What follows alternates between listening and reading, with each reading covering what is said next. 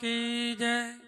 सत्य सनातन धर्म की जय। आज के आनंद की जय। जगा भूम की जय। सर्वे संतों की जय।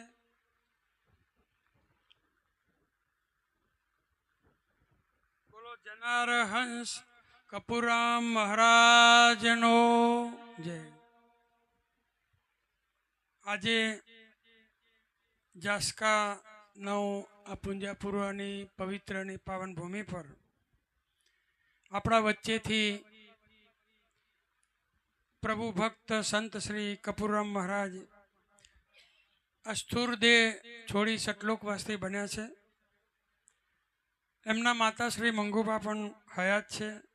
એમને તો બહુ પોતાના પુત્રનો મોટો કર્યો અને આવો જેને ફરતા સુવાસ ફેલાવ્યો હોય એવો દીકરો જતો રહે એટલે માતાને તો બહુ દુઃખ થાય. આપણને થાય છે તો પછી પરિવારને બધાને થાય. એમના જીવનસાથી કૈલાસબા, બે ભાઈઓ મોટા કપૂરરામ મહારાજ મોટા, બીજા લક્ષ્મણસિંહ, બીજા માનસિંહ અને એમના પુત્ર વિજયસિંહ, મેહુલસિંહ અને એક પુત્રી વર્ષાબા.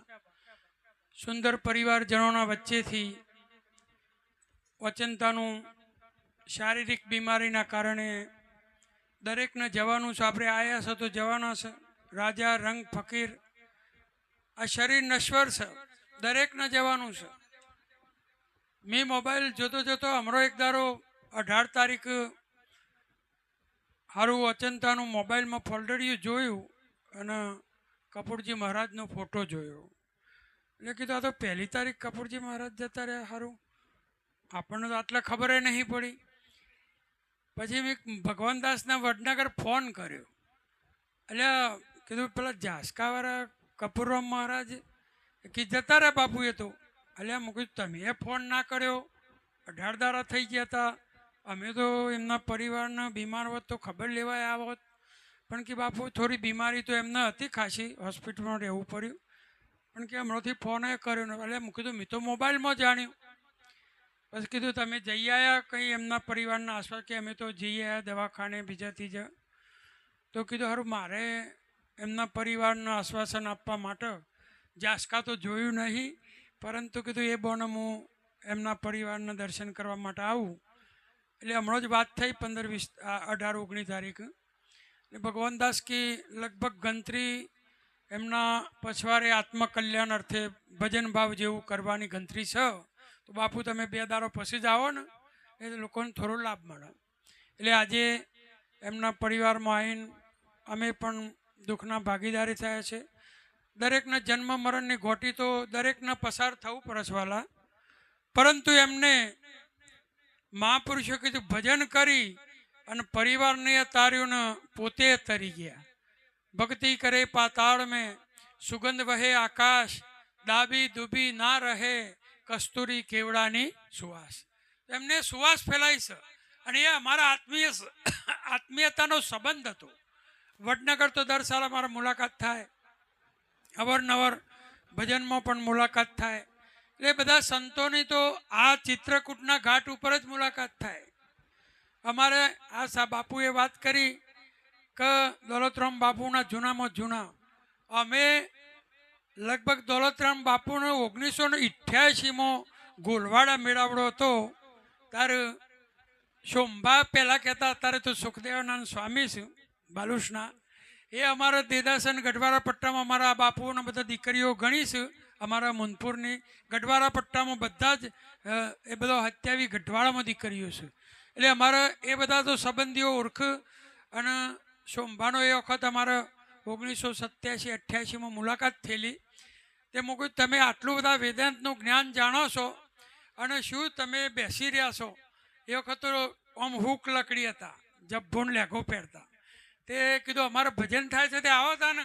તે મુનપુરા તે 11નું ભજન હતું તો 2-4 દાડા રહ્યા એ વખત સોમભા. અને પછી મનકીતા અને પ્રભુદાસ દોલતરામને તમે જોયા છે? સારું નોમ હોભર્યું છે પણ જોયા નહીં. તે કે મારે આમંત્રણ છે ચોડપ ગોલવાડા. તે કીધા તમે હેડો બધા મંડળવાળા આપણે બધા સાધન લઈને જઈએ. અમે પહેલવેલી દોલતરામ બાપુનો ચોડપ ગોલવાડામાં મળેલા અને પછી રાત્રે અમે તો જેલાતે એક માસ્તરના ત્યાં રાહુલ કમાલપુરમાં બાપુને બધા રાતે રોકાયેલા. એ દારૂથી દોલતરામ બાપુનો મારો પરિચય થયો. આજ દિન સુધી અમારો જ્યારે જ્યારે મળવાનું થાય તો અમારો આત્મીય નાતો દોલતરામ બાપુને અમે અરસપરસ એવા મળેલા છે કે એ અમને ભૂલો નહીં, અમે એમને ભૂલે. સંતો મહાપુરુષો કે ગમે તે હોય, સગુણ હોય નિર્ગુણ હોય, પરંતુ જેને પરમાત્માનું ભજન કરે છે, ભજન દરેકને કરવાનું છે વાલા. ભજન કર્યા વગર કોઈનું કલ્યાણ નથી, ભજન વગર મુક્તિ નથી. ભજન વગર જે ભજનમાં ભજન કર્યું એ ન ચોપડીનોમાં ચડી ગયો છે વાલા. અને એટલે આપણે ગાઈએ છીએ કે બિના ભજન કોણ તરિયા, સાધુ ભાઈ બિના નમન કોણ તરિયા. એટલે સગુણ નિર્ગુણ, નિર્ગુણ પાછું અદ્રશ્ય છે. એટલે ભોળા જીવોને જાણકારી થતી નથી.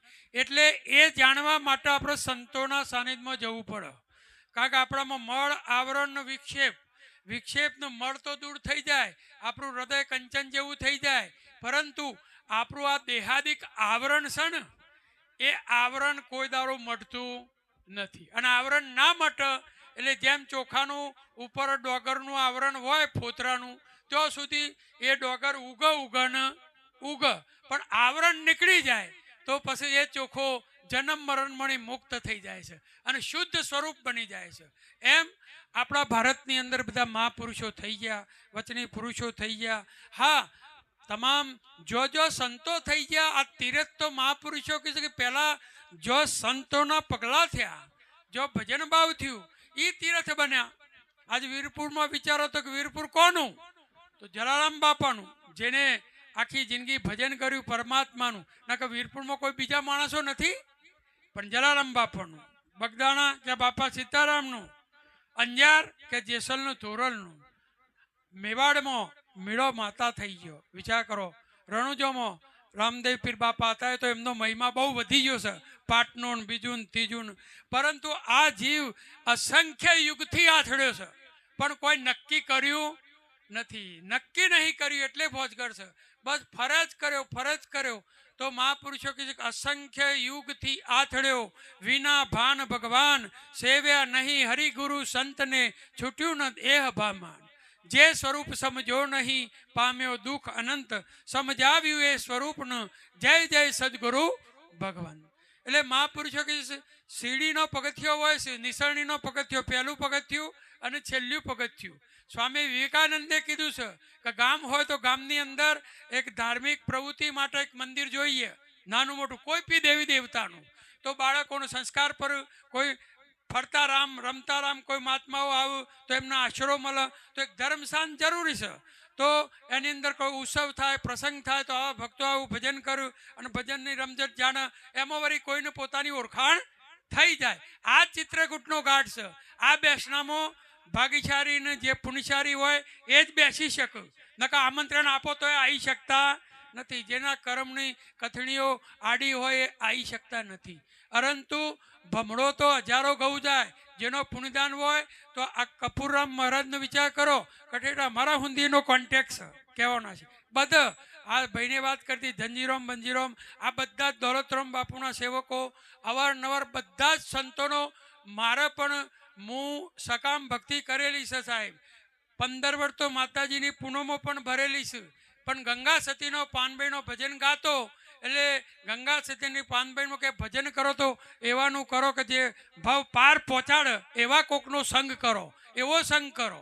તો કીધું સારું પ્રભુદાસ, હજી આપણે તો અધૂરું કોમ તો સજ કોઈ સંતોનો ભેટો કર્યો નથી. અને સંત ગુરુ વગર તો બધાના નારદ નુગરા હતા તો એમના ઢીમ્મણ ગુરુના શરણે જવું પડ્યું. સુખદેવજી આ અહમ બ્રહ્મસ્મિ ત્યાગી હતા, છતાં જનક રાજાના તેઓ સુખદેવના જનુક એટલે જવું પડ્યું. એટલે એમ કહેવામાં છે, શાસ્ત્ર પણ કહે છે કે સુખદેવ મુનિ જન્મ કે ત્યાગી પણ વિદેહી વચને વળે, રાગીએ ત્યાગી કો જ્ઞાન બિતાયો આત્મ દિયો ઓળખાય. મેવાડમાં રાજ કુંવડી કહેવાય, જેના પર સત્તર ઢળી એવી આ રાજાશાહી બાદશાહી અને મેવાડની એક દીકરી. વિચાર કરો, જે વૈભવોને છોડી અને આ મેવાડને લાત મારી અને એક ભગવો કરી અને સંત રોહિદાસનું શરણું લીધું અને જેને પોતાની આ કાયાને અમર કરી દીધી. વિચાર કરો. તો એમને પહેલા જ ભજનમાં કીધું કે તારા આત્માને ઓળખ્યા વિના ભજનની અંદર આપણે રમઝટું બોલીએ છીએ, તારી લખ 84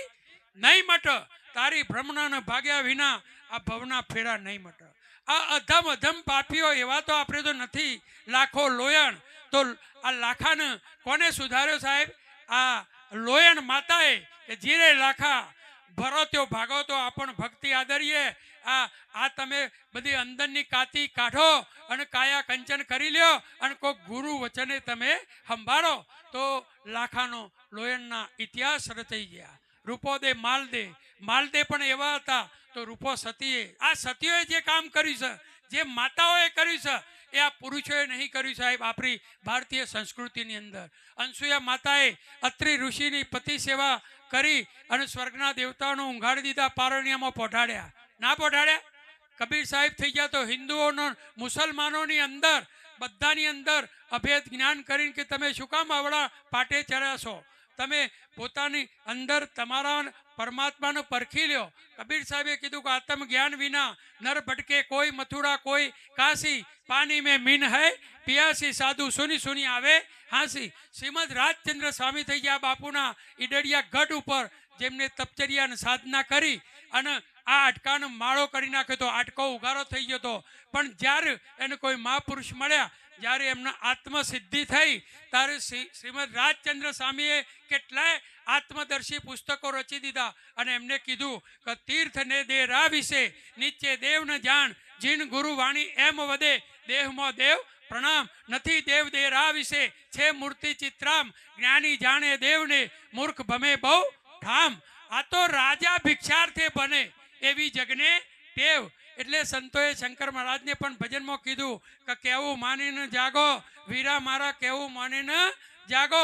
દસે દિશાઓમાં રાજ તમારું અને શું કામ ઘેર ઘેર ભીખ માગો, કેવું માનીને તમે જાગો. એટલે ભોળા જીવો તો સકામ ભક્તિ કર દેવી દેવતાની, હરી કોક ઉપાધિ આવે તો બાધા રાખર, વળી બાધા પૂરી કર, બીજું કર.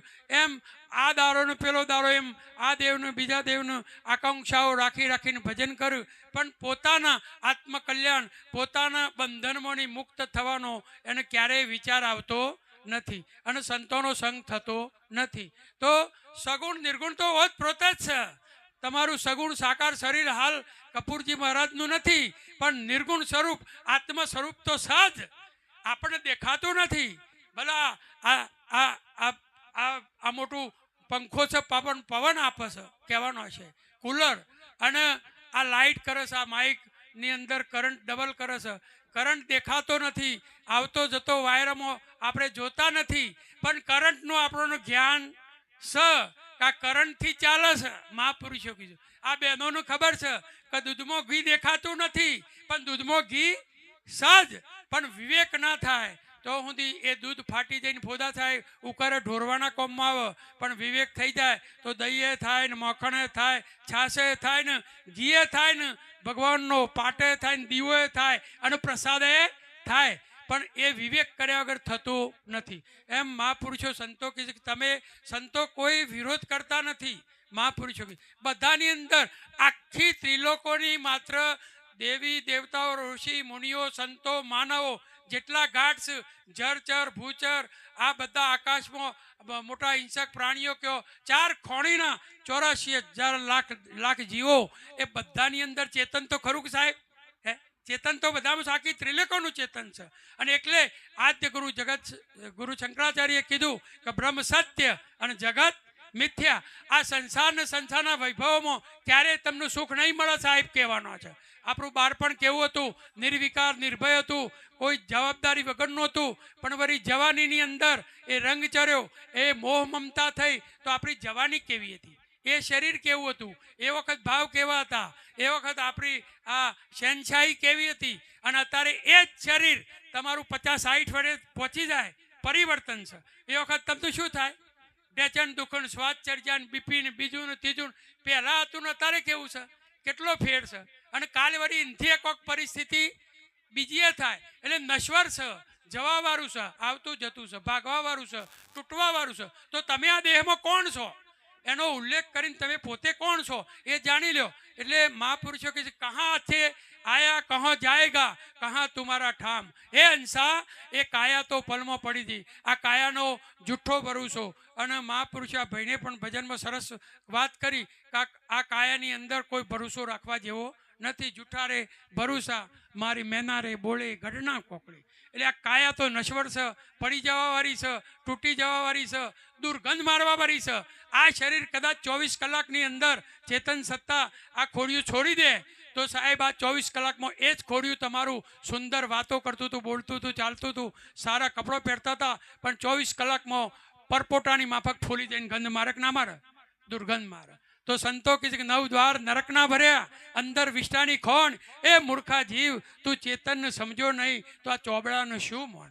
એટલે આપણો જે દેહાધ્યાસ છે, જે આવરણ છે, એ આવરણ તમે ધ્યાન કરો, પૂજા કરો, ભેગ કરો, દાઢી કરો, આખી જિંદગી ઉપવાસ કરો, દુનિયાના શેરા થઈ જાઓ, દિગંબર થઈ જાઓ, ગીતા રોમાન મૂઢા કરી નાખો, પણ આવરણ કોઈ દારો નહીં મટન, નહીં મટન, નહીં મટન। એ આવરણ મટાડવા માટે સંતોના આધીન થવું પડે।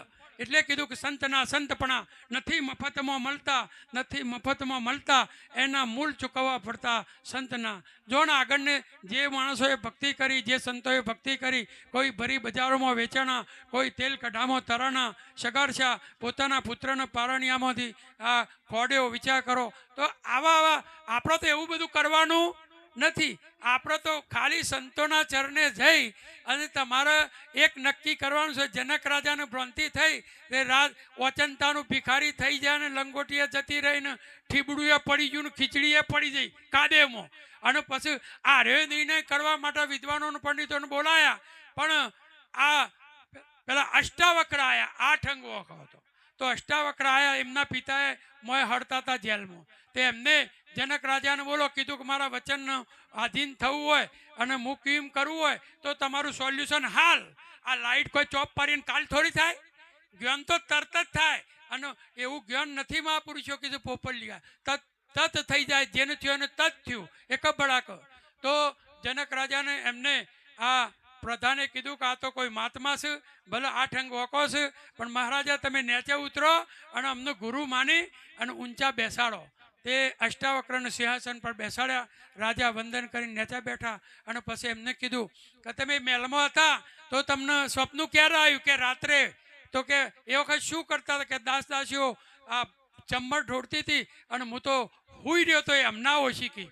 તો કે સપનું રાતે આવ્યું, જાગતા હતા કે ના? તો કીધા તમને સપનું હવારે કીધું કોને? હવારે આ યાદી કોને કરી તમને કે આવું હું ભિખારી થઈ ગયો ને આવું સપનું આવ્યું? કે એ તો મને ખબર નથી, એ તો હું જાણતો નથી, પણ મને અંતરમાં એવી સ્ફૂર્ણા થઈ કે આવી સપનું આવ્યું। તો કે અંદર એક સૂક્ષ્મ શરીર છે તમારું, જે આત્માનું શરીર છે, એ ચેતન સ્વરૂપ છે, એ બધું જાણે છે અને તમે એને જાણતા નથી। એટલે પાનભાઈને કીધું કે જાણવા જેવી વસ્તુ છે અજાણ, અધૂરિયાને ના કહેવાય। મહાપુરુષો કે વીજળીના ચમકારે પાનભાઈ મોતીડા પરોઈ લ્યો, નહીં તો અચાનક અંધારું થઈ જશે। આ તો લોકોને કેવું ભોળા જીવોને આ મહારાજ છે સોબરાના જ છે કે આ એમ તો ઠેઠ પોકવાપ થઈ ગયા છે ને, પણ આ ચોબડાને જોવાનું નહીં, જેને ચોમ દ્રષ્ટિ છે ચોબડું જ જોવા। પણ આ તો જેની દ્રષ્ટિ બદલાઈ જાય ગુરુના ચરણોમાં, નવી બની જાય। તો મીરાબાઈએ કીધું કે હું તો અતિ જન્મની ઓધડી મારા સદગુરુ આપી ઓંખ ખોલીને જોયું તો ઘટ ઘટમાં મારો સુંદર શાર। મારે એવા વર્ણ નહીં વરવું કે આજે પૈણું કાલે મરી જાય। મારે તો અખંડ ગિરધર ગોપાળનો ચૂડલો પહેરી લેવો છે કે મારે તો અમર થઈ જવું છે, મારે આવું કોઈ મળવું નથી। તો વાલા આ જીવ છે ને એ જો અખાએ કીધું કે જો તું જીવ તો કરતા શિવ, અને જો તું શિવ તો વસ્તુ ખરી। તો આ જીવ અહીંયા જ શિવ થઈ જાય, કોઈ ઉપર જઈને થવાનો નથી। મુક્તિ હોય થઈ જાય। આ કપૂરમ મુક્ત થઈને જતા રહ્યા, મોક્ષ મુક્તિ પછી મળે એવું નથી। આ તો જીવતો ઘર જોવાની વાત છે। જીવતો ઘર જોઈ લ્યો બંદા, જીવતો ઘર જોઈ લ્યો મુઆ કેરી મુક્તિ માગે એ કારા ઘરનો કૂવો। તો જે મહાપુરુષો થઈ ગયા એમને પોતાના સ્વરૂપને જાણવાનું જ। અમારા આપણા ઈડર તાલુકામાં જયશંક બાવજી,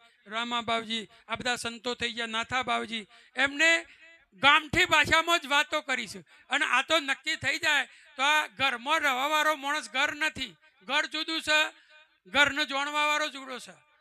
એસટીમાં બેસવાવાળો ડ્રાઈવર એસટીથી જુદો છે, પ્લેનમાં બેસવાવાળો પાયલોટ પ્લેનથી જુદો છે, મેનમાં રવાવાળી તલવાર જુદી છે. તો તમે આ દેહમાં કોઈક જુદા છો, પરંતુ તમે ચોબડા નહીં પડ્યા છો. મહાપુરુષો ચોબડું તો 5 તત્વોનું છે, એનો તમે દાવો કર્યો છે. એ તો એક દારો પડી જવાનું છે. આ તો મંદિર છે.